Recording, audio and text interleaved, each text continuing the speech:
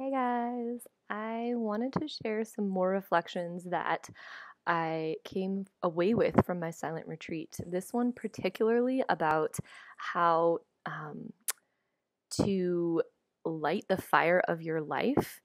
How lighting the fire of your life is literally like lighting a real fire, and the lessons that I learned through fire starting. So on this retreat, I was tasked with, I think I said in my last video, basically starting the fire for the wooden sauna on this retreat. And it was very difficult for me at first because I hadn't really made fires before from scratch, right? So long story short, I failed a few times in silence. My ego had to deal with it, blah, blah, blah. And I eventually, so actually the retreat leaders, they wrote me a note. They were like, Kristen, we're so sorry this is causing you stress. We'll take this over. Why don't you do this other thing? And I realized, I was like, no, this is my job. This is my task. I was already feeling like this fire was representative of, the second and third chakra, of really kind of this like momentum that I feel like I haven't really built yet in my life's work. And I knew that there was a lesson here for me. So anyway, so I went back and I took it slow and I was like, all right, I'm going to learn how to build this fire. Funny enough, there's no internet. I don't have because normally I would Google, I'd be like, okay, how to build fire, right? Okay, no internet out here. I'm on a silent retreat. Here's what I learned and how it relates exactly to life purpose and life work. It's actually literally the same thing. I don't know why I didn't see that before. First thing I learned is that you need kindling, right?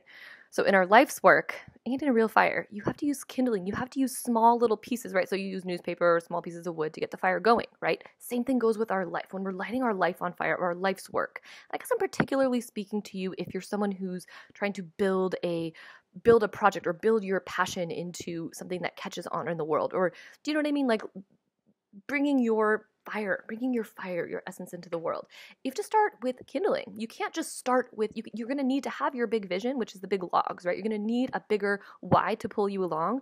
But if you're trying to light that on fire, it's overwhelming. And I know for me, that's been the case for sure. I feel like my big why is helping to spark a consciousness shift for the planet, right? To be a part of the evolution of human consciousness towards spirit and truth, seeking out the truth of what we are, right? It's very huge and esoteric, and that's a huge thing to light on fire. You can't just, so that's why I've struggled. You need kindling, right? And what is the kindling?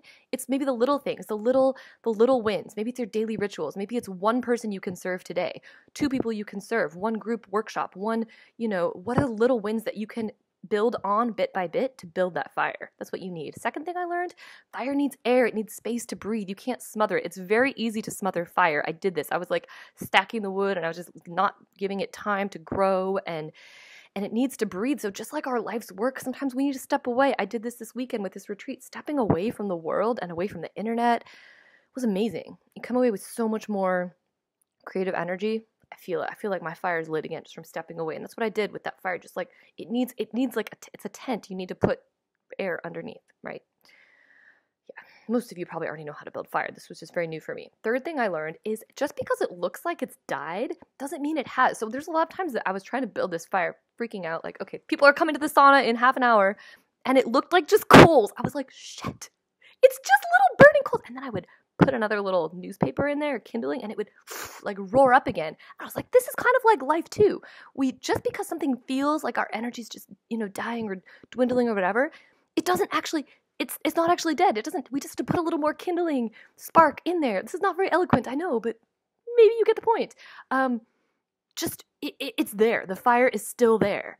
You just have to ignite it in the right way to bring it back to life. And the fourth thing that I learned is, if you want to make a strong impact with your work, you need to direct the focus. So with this fire, I was making a sauna, right? It wasn't just a burning bonfire. So what we did was we like burn the fire in the oven. And after some time, I had to close the damper. Look at all this fire terminology I learned on the chimney. So the fire would just stay in the sauna.